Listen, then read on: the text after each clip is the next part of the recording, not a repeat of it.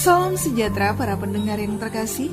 Selamat bertemu kembali dengan Yayasan Pelayanan Media Antioquia yang didirikan oleh Pendeta Bigman Sirait untuk melayani Tuhan Kepala Gereja melalui media. Untuk memperluas wawasan umat Tuhan, PAMA juga menerbitkan tabloid Kristen Reformata, Reformata Online, Reformata Audio Streaming. Juga tersedia buku-buku karya Pendeta Bigman Sirait dan ratusan CD khotbah. Doakan dan ikutilah pelayanan PAMA di radio di berbagai kota dan pelayanan televisi di Indovision, Live Channel, Kabelvision, Family Channel.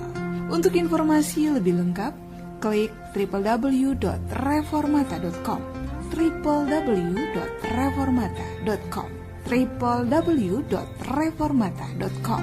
Kini tibalah saatnya kita akan menikmati kebenaran firman Tuhan bersama Pendeta Bigman Sirait. Selamat mendengarkan, Tuhan memberkati. Kita akan merenungkan kebenaran firman Tuhan yang terambil dari Efesus pasal yang pertama. Efesus pasal 1, dan kita akan membaca satu perikop ini 13 sampai 14. Tapi kita akan konsen memikirkan ayat yang ke-13. Efesus pasal 1, 3 sampai 14. Saya baca 3, saudara baca 4, kita bergantian hingga selesai ayat 14. Terpujilah Allah dan Bapa Tuhan kita Yesus Kristus yang dalam Kristus telah mengaruniakan kepada kita segala berkat rohani di dalam sorga. Dalam kasih ia telah menentukan kita dari semula oleh Yesus Kristus untuk menjadi anak-anaknya sesuai dengan kerelaan kehendaknya. Sebab di dalam dia dan oleh darahnya kita beroleh penebusan, yaitu pengampunan dosa menurut kekayaan kasih karunia-Nya. Sebab ia telah menyatakan rahasia kehendaknya kepada kita sesuai dengan rencana kerelaannya, yaitu rencana kerelaan yang dari semula telah ditetapkannya di dalam Kristus. Aku katakan di dalam Kristus karena di dalam dialah kami mendapat bagian yang dijanjikan. Kami yang dari semula ditentukan untuk menerima bagian itu sesuai dengan maksud Allah yang di dalam segala sesuatu bekerja menurut keputusan kehendaknya. Di dalam dia kamu juga, karena kamu telah mendengar firman kebenaran, yaitu Injil keselamatanmu. Di dalam dia, kamu juga ketika kamu percaya, dimeteraikan dengan Roh Kudus yang dijanjikan itu. Saudaraku yang kekasih, kita berbicara tentang kebenaran. Apakah kebenaran? Bagian ini sengaja saya ajak saudara untuk membaca bagaimana Alkitab membicarakan itu. Ada banyak bagian di dalam kitab-kitab baik Injil mengurai kepada kita tentang kebenaran. Dimulai dari statement Yesus yang amat sangat terkenal. Akulah jalan dan kebenaran dan kehidupan. Tidak ada seorang pun sampai pada Bapa tanpa melalui aku. Dan 3 kalimat yang dipakai bukan dengan kata benda tetapi kata sifat. Dia jalan yang membawa kita. Ya, dia kebenaran yang membenarkan kita. Dia kehidupan yang menghidupkan kita. Sehingga bagian-bagian itu menunjukkan keunggulan yang sangat luar biasa. Lalu ada pula satu kalimat yang sangat menarik. Ketika perempuan Samaria bertemu dengan Yesus dan Yesus berkata apa? Orang perempuan Samaria bilang, kami menyembah Allah di gunung ini. Kalian di Yerusalem. Tapi Yesus berkata salah, akan tiba saatnya. Orang benar akan menyembah Allah di dalam roh dan kebenaran. Bukan ruang. Artinya Yerusalem ataupun gunung yang kau yakin itu. Tapi dalam roh. Dalam roh artinya Allah ada di mana-mana. Beyond the space. Ya, kebenaran. Karena dialah sang kebenaran itu.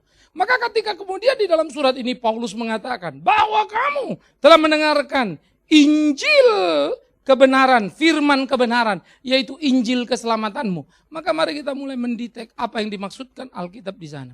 Pertama, kebenaran adalah berbicara tentang Allah sang benar. Ini dulu. Sehingga hal ini menjadi ukuran, diukur dari ukuran Allah. Maka dia berkata di dalam dunia ini tidak ada satu orang pun yang benar. Tidak ada satu orang pun yang baik. Saudara-saudara, Kalau kita dikatakan tidak ada satupun yang benar, kita akan lihat kiri kanan. Ada banyak orang benar di sekitar kita. Ada banyak orang baik di sekitar kita. Mengapa? Karena kita mengukur dengan ukuran kita. Minimum orang itu lebih benar dari kita, lebih baik dari kita. Sehingga kita akan berkata, dia benar. Kalau kita benar, dia tidak. Mungkin kita akan berkata, dia tidak benar. Ukuran yang relatif. Tapi datang lagi orang yang lebih baik, lebih benar dari kita, malah dibilang kita yang tidak benar.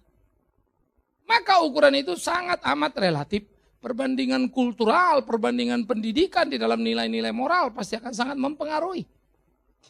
Immanuel Kant, seorang filsuf dari Jerman, ketika merumuskan apa yang dimaksud dengan moral, dia berkata moral atau sesuatu yang benar dan baik adalah apa yang berlaku secara common di seluruh dunia dan diterima semua orang. Tapi Alkitab bilang, yang disebut benar dan baik menurut semua orang dan diterima di seluruh dunia, belum tentu baik karena Kristus yang akan mengukurnya. Maka waktu dia katakan akulah jalan kebenaran, akhirnya memang di dunia tidak ada yang benar. Kenapa? Tadi itu. Kalau malam hari ini tengah malam, saya sering kasih contoh ini ya, lampu kita matikan semua. Gelap gulita. Kita tidak bisa lihat apa-apa. Kita nyalakan satu lilin maka kemudian menjadi terang. Lilin itu memberi terang, memberi kita arah. Kita bisa melangkah kemanapun. Maka kita akan memberi satu kesimpulan pertama. Lilin memberikan terang. Lilin menghasilkan terang. Lilin sama dengan terang. Lalu jam 12 siang, persis matahari tepat lagi terik-teriknya. Menyinari seluruh dunia. Kita taruh lilin di bawah matahari. Apakah terang akan bertambah? Tidak. Kalau terang tidak bertambah, pertanyaan muncul. Sebetulnya lilin memberi terang apa tidak? Akhirnya tergantung. Kebenaran atau terang lilin itu sangat relatif. Dia terang di kegelapan, tetapi tidak di terang benderang mentari. Begitulah kebenaran orang-orang dunia, kebenaran manusia, terang di antara manusia, benar di antara manusia. Tetapi tidak di kebenaran Kristus. Itu sebab dia berkata, akulah kebenaran. Silakan bandingkan dirimu dengan Yesus. Adakah engkau yang sama dengan dia? Tidak, maka engkau tidak benar. Tapi bagaimana mungkin mau sama dengan dia? Dia dilahirkan dalam ketidakberdosaan. Dia tidak terhisap kepada dosa turunan, sementara kita ada di sana dan terjebak, tidak bisa keluar dan lepas daripada dosa turunan itu. Mau jadi apa? Maka kita adalah orang-orang berdosa. Sekalipun saudara bilang, saya nggak bikin dosa, saya tidak mencuri, saya tidak membunuh. Kita bisa berdosa dengan pikiran kita. Kita bisa berdosa dalam banyak hal. Karena berdosa adalah tidak tepat sasaran, tidak memenuhi kriteria yang digugat oleh Allah. Kurang sedikit dosa. Padahal kurang sedikit dari tuntutan Allah terbaik di dunia. Nah oleh karena itulah ketika dia mengatakan bahwa di dalam dia kamu juga. Karena kamu telah mendengar firman kebenaran yaitu Injil keselamatan. Maka kebenaran itu mengacu kepada Kristus Yesus yang sudah berkarya sejak dunia belum dijadikan, digambarkan Paulus. Kita lagi tidak membicarakan sekarang tentang predestinasi di dalam isu ini. Tetapi bagaimana ini menjadi sebuah kebenaran yang tidak terbantah. Sehingga diberi label Injil yang benar itu. Injil keselamatan itu. Oleh karena itulah kita tahu benar tidak sama dengan ukuran kuantitatif. Tapi benar adalah ukuran kualitatif. Kalau orang itu baiknya 60%, jahatnya 40%. Kita bilang orang baik kan ya. Karena 60 lebih tinggi dari 40. Jangan bilang 60, 40, 99 sama 1 pun. 1 itu sudah cukup menggugurkan. Bahwa kamu bukan orang baik atau orang benar. Nah oleh karena itu.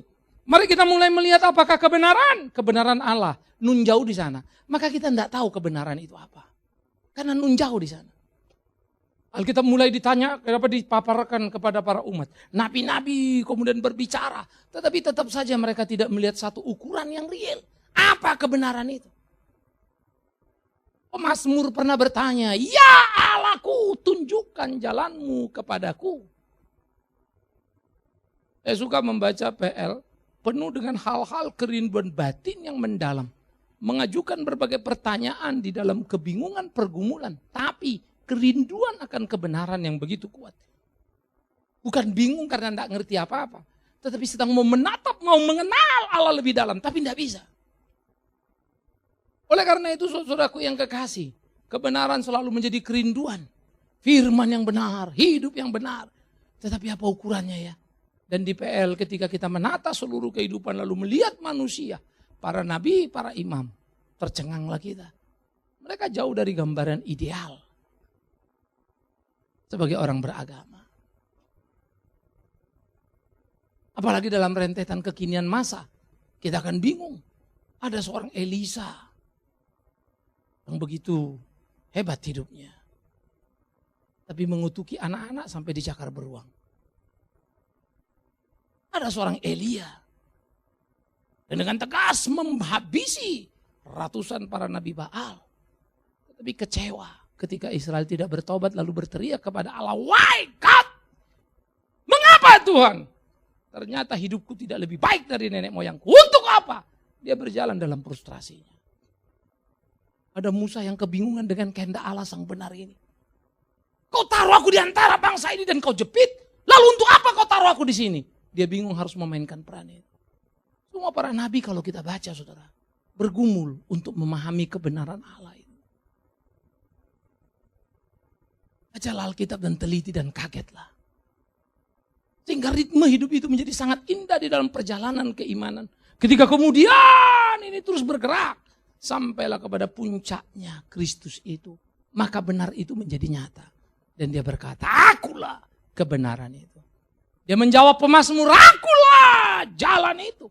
Ketika pemazmur berteriak, tunjukkan jalanmu ya Allahku. Akulah jalannya. Akulah kebenaran.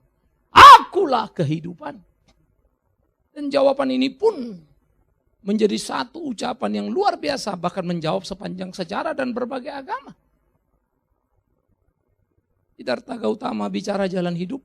Jalan hidup adalah reinkarnasi mati hidup sampai keluar dari lingkaran kehidupan. Yesus bilang, no, I am the way. Sokrates menggugat zamannya dan berkata, what is the truth? Yesus menjawab, I am the truth. Kongfucu kebingungan dengan kematian. Sehingga ketika muridnya bertanya, guru engkau ceritakan kami kehidupan, beritahu apa itu kematian. Muridku, hidup saja masih tetap misteri. Bagaimana engkau bicara kematian? Maka Yesus berkata, akulah kehidupan. Karena mati bukan apa-apa. Hingga tokoh-tokoh besar dunia mengajukan pertanyaan. Muhammad menganjurkan kepada pengikutnya. Berbuatlah amal ibadah sebanyak-banyaknya.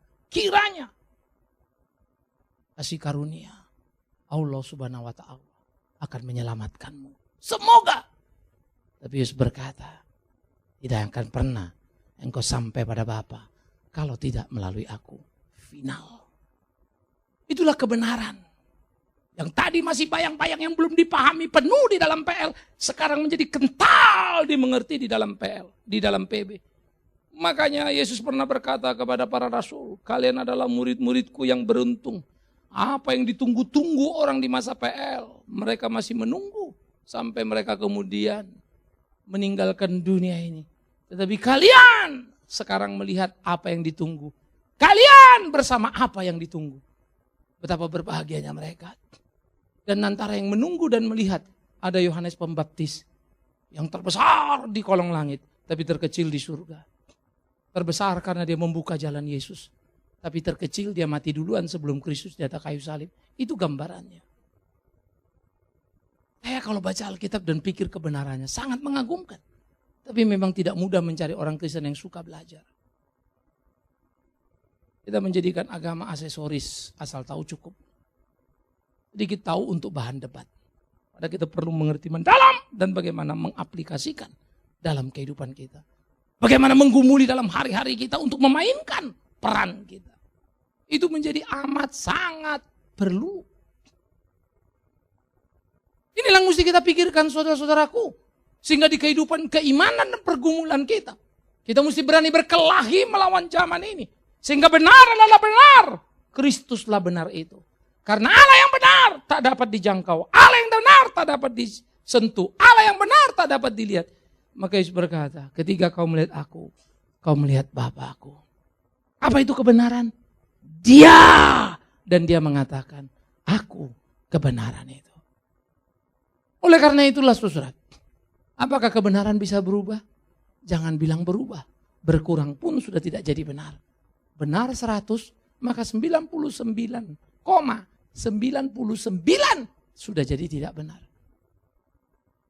Maka istilah yang dipakai dalam Alkitab dosa tidak tepat sasaran itu amat sangat excellent. Sedikit meleset dosa. Kalau begitu siapa yang tidak berdosa? Semua. Kalau begitu siapa yang bisa tepat? Kristus. Kalau begitu kalau aku mau tepat, percaya pada Dia. Itu sebab dikatakan jikalau engkau dalam aku di dalam engkau, maka hidupmu akan terus berbuah. Apa saja kau minta pada Bapa akan diberikannya. Kalau Kristus di dalammu, ya, dan engkau di dalam Kristus, tidak mungkin engkau minta barang materi. Engkau akan jadi orang yang paling bodoh. Pasti engkau akan minta bagaimana hidup memuliakannya. Itu sebab Dia ajarkan kita meminta. Kalau kau meminta makanan, katakanlah, berikan aku makanan yang secukupnya.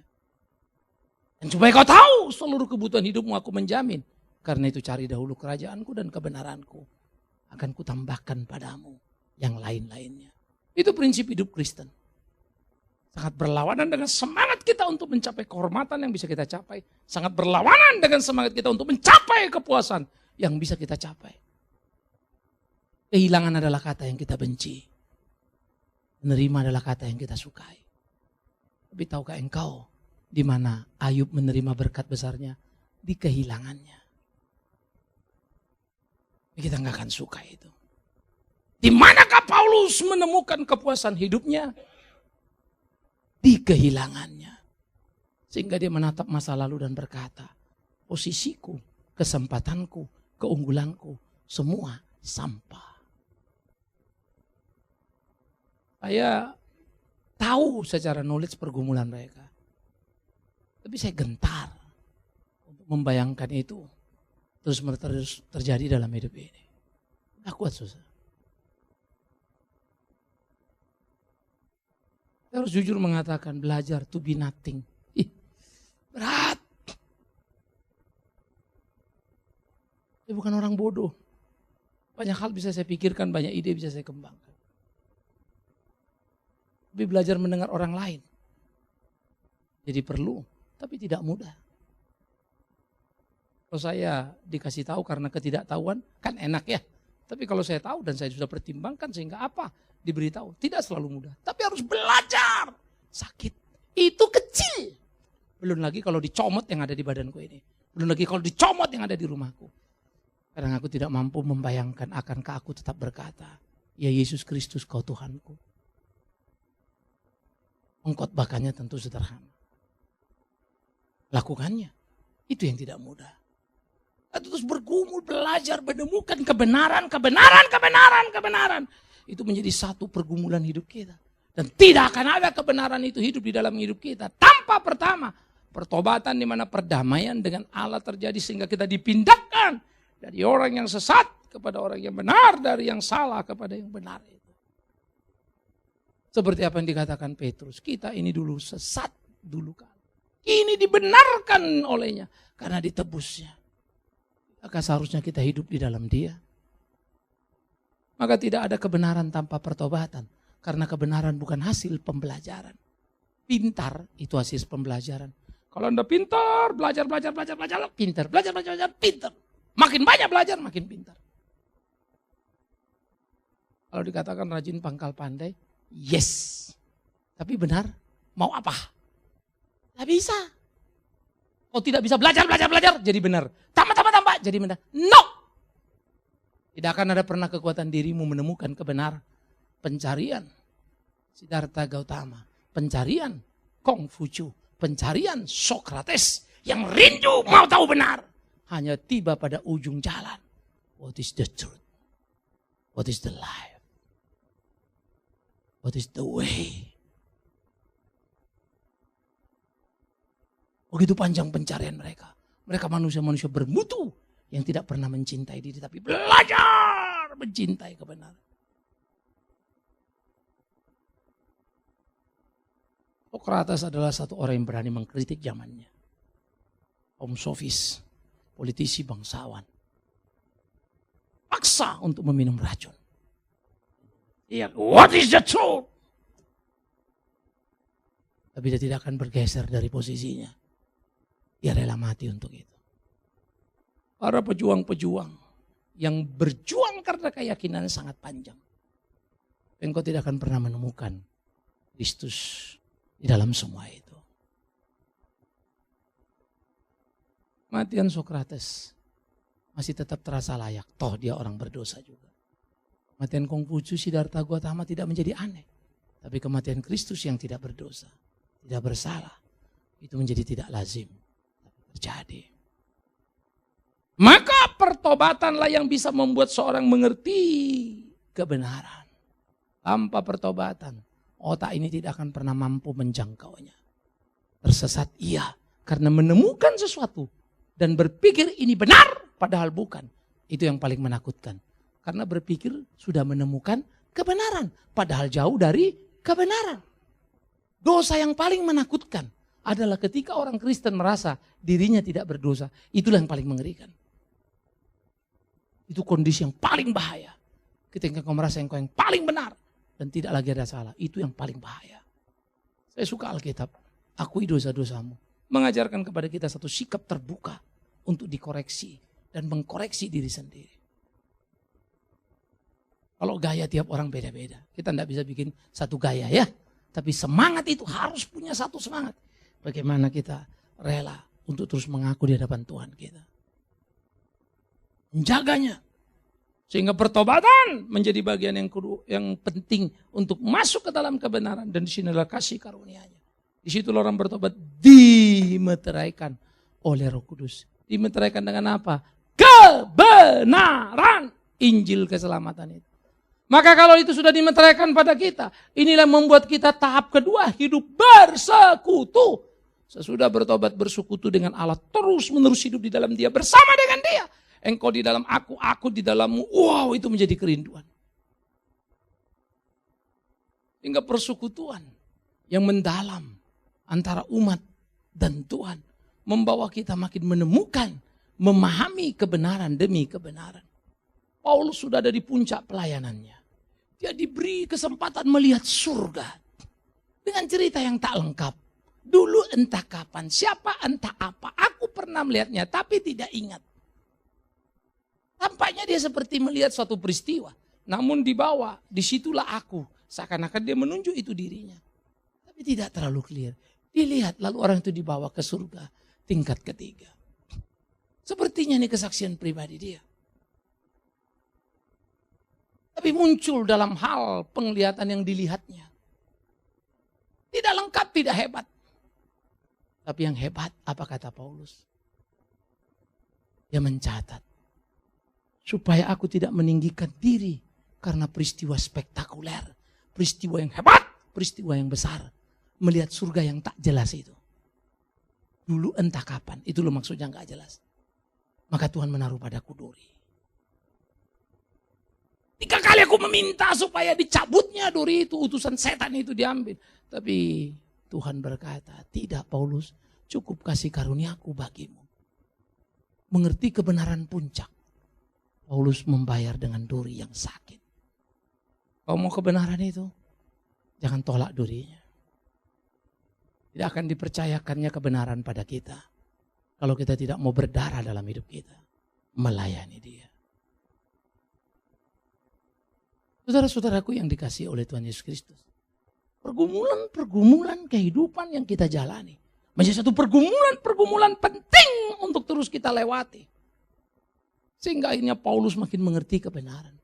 Dia beda dengan orang sekarang yang cerita pulang pergi sorga lah. Duduk di sorga, makan buah apel lah. Sampai saya pikir sorga rendah sekali. Karena cari apel ternyata di sorga juga ada. Di dunia cukup. Ngapain ke sorga kalau mau makan apel? Maafkan saya. Bagi saya itu penghinaan pada sorga. Karena membuatnya menjadi recehan. Tidak akan kau temukan di Alkitab seperti itu. Yohanes melihat surga untuk menulis kitab Wahyu. Kau tahu di mana? Di pembuangan di Patmos. Dan itu ujung dari hidupnya. Dia hanya bisa menuliskan apa yang dikatakan Roh. Akan pernah sempat untuk memproklamasikan dirinya. Paulus yang tidak dibuang melihat itu. Duri harus ada dan ditanggungnya. mahalnya melihat kebenaran utuh. Harus berani kita bayar. Karena itu jangan mimpikan sebuah pelayanan yang indah tanpa pengorbanan yang berdarah. Keberanian ini diperlukan, saudaraku yang kekasih. Karena itu militansi dalam hidup kebenaran, saya pikir perlu untuk kita tumbuh kembangkan. Menjalani hari-hari yang tidak gampang. Tiap saudara mungkin kalau lihat, selalu ya saudara tidak akan pernah tahu secara penuh apa yang terjadi dalam hidup saya. Kesehatanku, dropku. Tapi saya pikir saya tidak ada alasan untuk membesar-besarkan kesulitan fisikku. Lalu harus minta dikasihani. Bagaimana aku harus bertanggung jawab pada hidup yang Tuhan berikan? Akan kulakoni. Terhadap kebenaran itu. Nada benci tapi rindu itulah yang patut kita nyatakan ya. Rindu begitu datang benci. Rindu tapi begitu terjadi nggak pengen. Kenapa begini? Kenapa? Padahal itulah kebenaran. Di mana kita diobok-obok, digosok-gosok oleh Tuhan. Jadi seperti apa yang Tuhan mau. Sakit, yes. Harus, yes. Tahu, yes. Mau, enggak. Jangan Tuhan. Saya bayangkan Paulus. 3 kali aku berteriak. Hah? Paulus sampai minta 3 kali. Ditolak 3 kali baru gak minta lagi. Bagaimana aku? Cukup kasihkan. Tuhan cabut. Cukup kasihkan. Tuhan cabut. Cukup kasih karunia aku. Maka tahulah dia satu kebenaran. Sekarang aku tahu. Di kelemahanku. Nyata kekuatannya. Waduh. Aku tahu khotbah ini tuh. Ngalamin itu yang susah. Makin kemarin saya tidak terlalu pusing dengan pertanyaan tentang Alkitab. Mau dari ateis, mau dari free thinker. Tapi makin banyak yang ku tahu. Makin resah batinku. Karena rasanya jauh jalanku dari semua itu. Ada kesulitan ya jelas. Ada kepahitan jelas. Banting tulang jelas. Tapi kalau ku baca pergumulan para rasul. Miris. Mereka begitu terhormat mendapatkan semua kesulitan itu. Aku rindu? Yes. Mau? Waduh. Cukuplah dirindu. Kira-kira gitulah suara hati ya. Kalau boleh jangan juga. Karena itu yang bisa kudoakan hanya satu Tuhan. Gentar aku ke situ. Kalau itu maumu. Kau tahu aku. Ampukan aku. Ya tahu Tuhan pasti pelihara saya. Tahu kenapa enggak. Masa kita enggak tahu Tuhan pelihara kita. Tapi itulah doaku. Kuteduhkan batinku. Datang lagi ini. Kalau betul-betul bisa kau bayangkan. Takut lagi saudara. Mencintai kebenaran. Tak semudah yang kau ucapkan. Mau kita bilang kita cinta kebenaran. Tapi sorry. Tak semudah itu. Kebenaran adalah pertobatan. Kebenaran bertumbuh dalam persekutuan dengan Tuhan. Dan bagaimana kita hidup di situ dan mencintai kebenaran itu. Itu akan membuat kita terpakai penuh dalam pelayanan. Kebenaran yang membawa kita berjalan pada jalan Tuhan. Kebenaran yang akan menolong kita dari hari ke hari kehidupan kita. Sehingga hidup kita sungguh-sungguh berkenan kepada Tuhan. Rindukan itu. Karena itulah kita perlu saling mendoakan. Karena itulah kita perlu saling menopang. Bagaimana supaya kita satu jemaat ini betul-betul saling dikuatkan untuk bisa benar di hadapan Kristus Tuhan kita itu. Urusan rupiah-rupiah kita, pundi-pundi kita terlalu kecil buat Tuhan ya. Kalau dia mau kasih, tidak ada yang susah. Apalah kesulitan bagi dia. Bukan itu pergumulan kita. Kita mungkin bergumul soal kerja, gaji kurang cukup. Bergumul ini, bergumul itu. Kesulitan ini, kesulitan itu. Tapi demi Tuhan yang hidup. Apakah kau tidak pernah berpikir Tuhan tidak diam di situ? Tapi sedang melukis hari-harimu, cintanya padamu. Tapi kau salah menerjemahkan cintanya. Kau anggap tindakan Tuhan tidak benar. Kenapa kau dihadapkan kesulitan? Kenapa begini? Kenapa begitu? No. Kita harus bergumul. Kita harus lakoni. Hari ini paling tidak kita taruh dalam batin kita satu goresan tajam. Penuhnya hidup kita untuk Tuhan. Adalah perjalanan sampai detik kematian kita. Maka gonjang ganjing karena mau hidup benar sampai mati kita. Ingat, tidak ada kebenaran tanpa pertobatan. Tidak ada indahnya tanpa persekutuan. Dan tidak ada luka. Tidak tanpa luka dalam mencintai kebenaran. Pasti kita terluka. Tapi dia akan membentuk kita dalam cintanya. Sampai kapan? Sampai ujung hidup kita. Itu sebab firman kebenaran sudah disampaikan kepadamu. Yaitu Injil keselamatan. Yang dirancang bangunnya sejak dulu kala. Sebelum dunia dijadikan. Sudah dia desain menuju ke muka. Betapa ajaibnya kasih karunia-Nya. Yang membuat saya selalu tidak habis pikir. Mengapa dia rela terlibat dalam rancang bangunnya sendiri. Seperti kita mau bangun rumah. Tapi kita jadi, tiang penyangga ini megangin corannya. Kan bego amat ya. Kan bisa cari kayu lain, kasur lain. Tapi karena kecintaan pada bangunan, coba ditahan terus. Ngapain? Suruh yang lain. Maka saya mulai belajar memahami. Mencintai Kristus. Dalam tanda petik seperti hobi tadi. Kalau hobi kita senang ya. Apapun kita lakoni kan. Mancing orang bisa jam-jaman. Sampai 1 malam mancing itu kalau udah hobi. Ya, naik kapal bisa pindah-pindah. Mancing 1 malaman. Itu kalau orang udah hobi. Ya, nanam orang juga begitu. Pegang sana, pegang sini. Hancur-hancur tangan pun rasanya seneng. Ya, ngeliat pohon. Wah. Saya mulai bayangkan. Andai kata aku sedekat itu dengan Injil itu. Dengan kebenaran itu. Dimana aku bergaul terus kupeluk dia. Ku cium dia. Kebenaran itu hidup di hidupku. Dan terus menerus menyemangati aku. Hanya saja memang agak sedikit beda. Bunga itu memberikan aku kepuasan dan dia pasrah. Ikan yang kupancing itu memberikan aku kenikmatan dan dia pasrah. Kebenaran tidak. Ia menggugat aku. Ia menuntut aku. Jadi berbeda kasusnya. Aku bisa rasa senang setengah mati karena tergantung pada diriku. Tapi begitu aku mau mencintai kebenaran, aku harus berani menyangkal diriku. Aku harus berani mencintai kebenaran, mengabaikan diriku. Aku harus berani mencintai kebenaran, mengalami sakit karenanya. Pikirkanlah. Biar hari ini menjadi pergumulan serius kita. Bagaimana kita memikirkan itu di kehidupan kita. Cintai kebenaran yang tidak akan berubah. Dan tidak mungkin dapat diubah. Dia abadi. Dia kekal.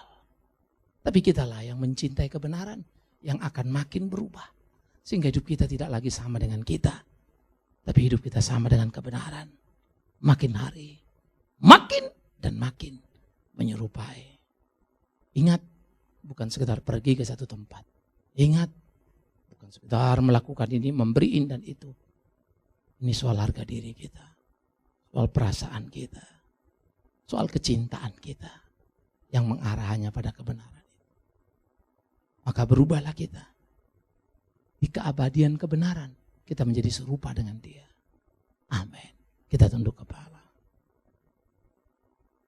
Renungkan dalam hatimu. Pikirkan firman itu. Kebenaran yang teguh. Kristus Tuhan itu. Kebenaran yang menyelamatkan. Tak ada yang lainnya. Cintai kebenaran itu. Tolong kami berjalan bersamamu. Melakukan kehendak-Mu. Kebenaran tidak akan pernah berubah. Kamilah yang harus makin berubah. Kebenaran tidak bisa kami cocokkan dengan diri kami. Karena itu adalah pengkhianatan. Dan kepalsuan. Tapi kamilah yang harus mencocokkan diri dengan kebenaran. Seturut dengan perubahan, pembaruan budi. Dari hari ke hari kami. Terima kasih untuk pelayanan yang Kau percayakan. Terima kasih untuk tiap apa yang Tuhan taruh dalam batin kami. Terima kasih untuk kesakitan, luka dalam melayani. Terima kasih kurang kepedulian orang. Terima kasih bahkan fitnah dari banyak orang. Terima kasih kalau kami seringkali ditinggal sendiri mengerjakan pekerjaan itu harus sampai selesai dalam melayani-Mu. Terima kasih karena pada akhirnya kami tahu. Itu berkat-Mu buat kami. Ajar kami memegang apa yang kami tidak suka. Dan mencintai kebenaran seutuhnya. Demi Yesus Kristus Tuhan yang hidup itu. Kebenaran yang sejati. Kami berdoa. Kami bersyukur pada Bapa di dalam sorga. Amin. Kita telah mendengarkan firman Tuhan yang disampaikan oleh Pendeta Bikman Sirait. Bagi Anda yang merasa diberkati dan ingin menjadi mitra Pama, dalam melayani melalui doa, daya dan dana. Silakan menghubungi kami melalui telepon 021 392 4229, 021 392 4229. Email di pama_yayasan@yahoo.com, pama_yayasan@yahoo.com. Sampai bertemu kembali di waktu dan gelombang yang sama. Tuhan memberkati.